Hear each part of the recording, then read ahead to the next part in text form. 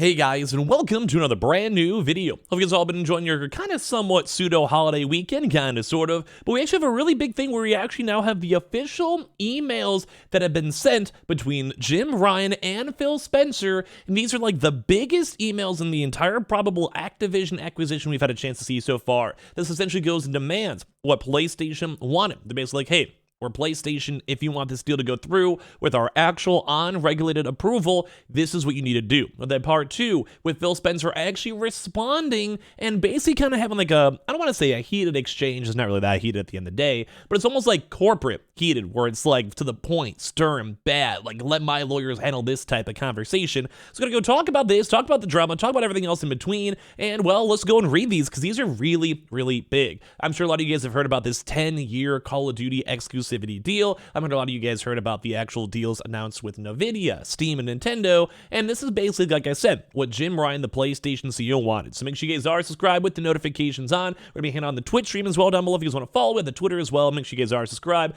with the notifications on, and let me know if you guys think these are like, well, a big deal. Do you guys kind of think this is like a struggle? Do you think this is kind of like a, I don't know, good, bad, ugly? Let me know. So we have a pretty big one over here. It's from Xbox News for Korea, funny enough, from the source over here, saying they have this. Jim Ryan's counter proposal to the Phil Spencer to allow Microsoft to acquire Activision Blizzard. I want to remind you guys, this is only a third part. It's not a there's still the cloud gaming and hosting, which is also separate entities, such as like Google, etc. We also have the console market too as well, so think Nintendo. Nintendo is also part of this factor too as well, although they're kind of seem a little bit more on like the do whatever. We got Mario, we got, Link. We're chill.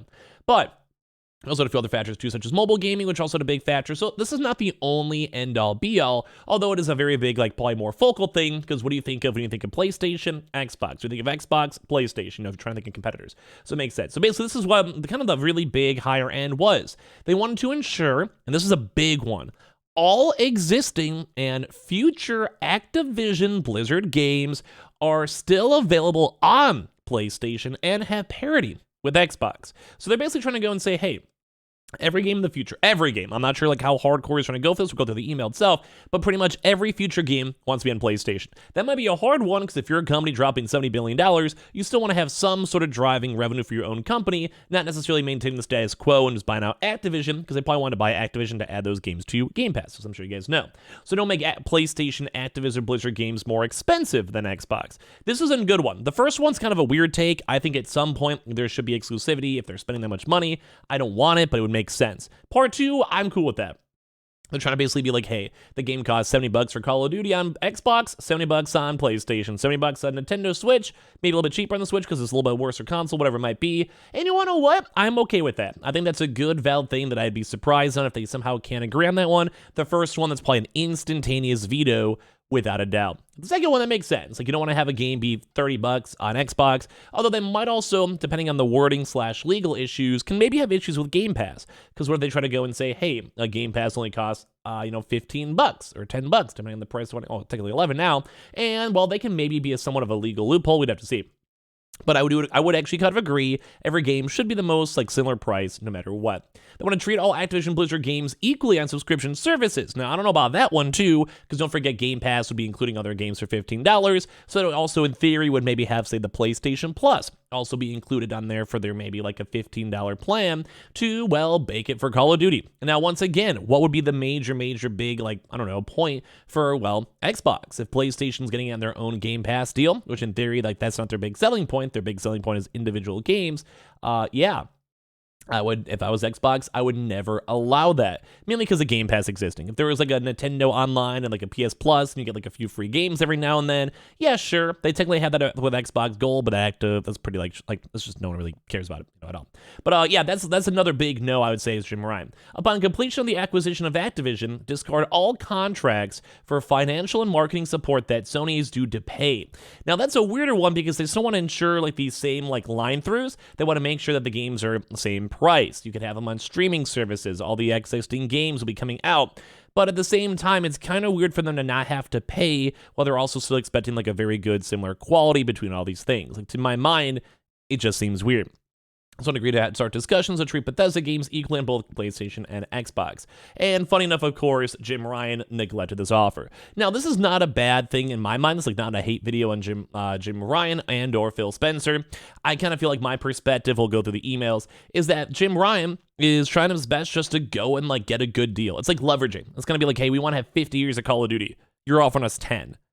So they're just going to try to posture and be like, okay, how about we just give it to you for a while? You just have to pay maybe a slightly extra fee so you can make our money back. Oh, okay, fine. We get to keep the game. We make a little bit less money, but we're not spending $70 billion. Okay, fine. Or it's something like, hey, like we'll give you a 15-year deal and you get a little bit more leverage and like you can kind of settle a little bit better off of that. Or something with the PlayStation Plus stuff. Maybe for that, maybe you get like a lot more free weekends. Maybe you could still, I don't know. Like, there's a lot of little small details you can go and try to fine tune with it. So it kind of makes sense on Jim Ryan's demands being a little bit extreme. I will say they're extreme. If I was Phil Spencer, I would not have allowed a lot of these, although it does kind of offer in some wiggle room and depends on the actual negotiations. Some people drive hardball and they just say, no, we're spending $70 billion. Shut up. You'll take what you can get. And sometimes they'll be like, well, okay, like I said, do you want 10 years? You guys want 30 years? We'll give you 15. Like, stuff like that. It's all about the posturing. So, anyway, it's kind of like the big major head parts. I'm going to read through the email now, in case you guys are curious. Saying, Phil, thank you for your email. We agree that ensuring Activision Blizzard games are available on PlayStation is the right thing to do for gamers and the industry. However, Microsoft's original proposal did not fulfill this objective and left us with serious concerns that our counterproposal is designed to address. Far from being unusual, our counterproposal represents the minimum needed to respect gamers' interests and maintain competition. We believe that there are two fundamental principles that are critical to mitigating the potential negative impact to gamers from Activision acquisition. The first principle is that the commitment to availability of Call of Duty and other Activision games on PlayStation must be significantly broad to fully align with gamer expectations. So they just want to make sure every gamer is like, okay, like I have a PlayStation, I can still play COD. Okay, I don't have to worry about buying new consoles midway through my console cycle. Cool. To do the right thing for gamers is not only represent that a particular selection of older titles that will remain on PlayStation, so basically not losing any old school games, rather, it is essential to agree that Activision titles will be made available on PlayStation irrespective of their original purchases dates, or whether they can be classified as part of a particular franchise. I kind of agree that they should not be losing games or game support no matter what. That's like I agree on that. For gamers and consumers, yes. Future games, it kind of depends. I want to hear your thoughts on it. I can kind of go either way. Like spending $70 million is a lot, although I have a PlayStation and I want my PlayStation gamers to be able to go play games too as well. They say the commitment needs to be a lengthy one, not just a few years after the acquisition. They want to go longer than just like, maybe even the 10 years. The second principle is that in addition to addressing the scope of the content available on PlayStation, the parties' agreement must address the manner in which the games will be made available. If Activision games are made available only on terms that are disadvantageous for PlayStation in comparison with other platforms, this could be tantamount to not making them available on PlayStation at all. Basically saying, if you want to play this on Nintendo and they get a good 10% split on every sale, on PlayStation it's 20%, well then what's the point? We'd rather just not have the game end up on PlayStation stores at all. Whatever, we're not going to want to deal with it. We're not making money. What's the point? We're just doing work for you guys for free and not helping our business. As one example, making Activision games available on PlayStation after those games have been made available on Xbox would be contrary to the spirit of Microsoft's commitment to keep Activision games on PlayStation, as well as being unsatisfactory for gamers. Basically saying if Xbox always gets it first, you're just rubbing all the PlayStation users the wrong way. There's hundreds of millions of PlayStation people or aware with the actual game console itself. You don't want them mad at you. What's the point? And with these principles in mind, let me briefly address the contours of our counter-proposal. The first term of our proposal is designed to advance the first principle stated above, satisfying gamer expectations by ensuring that all Activision games are available on PlayStation. Please note that this reference to price parity relates specifically to the wholesale price in which PlayStation's offered Activision titles to resale. So basically just want to make sure the prices are good. Second term of our proposal is designed to advance the second principle described above. Unequal treatment of Activision games and subscription services would lead to unequal availability of the games. As long as we agree to the fundamental principle, Activision games should not receive unequal treatment on the party's subscription services. Once again, for Game Pass, this is probably a big no. The third of our proposal simply recognizes that reality that upon completion of the acquisition of Activision, it would not seem to make logical sense for the financial, marketing, and other arrangements previously negotiated to basically stay there. Cutting out the contracts. They want to make sure Bethesda as well is still available for them to have discussions and have their games, and he says, we appreciate you confirming these terms. With the response with this over here. After 3 months of actually waiting for the offer itself, he sent them this rejection letter saying, Thanks for your response. As I stated to you in my emails and our calls, Sony is an important distributor of Activision content. We would like to find a way to maintain that relationship once we've closed the Activision acquisition. I continue to stand behind the written agreement I sent you on January 31st, 2022, with my signature memorializing our commitment to Sony, basically saying this is the original contract, do you stand by it or not? The agreement will keep all existing Activision console titles on Sony, including future versions of the Call of Duty franchise or any other current Activision franchise through December 31st, 2027. Basically, you only have a few more years. This was before, I believe, the 10-year contract deal was kind of talked about. That includes content and feature priority, as making it clear that we would not feature any timed exclusive releases as well for Xbox until it's all done.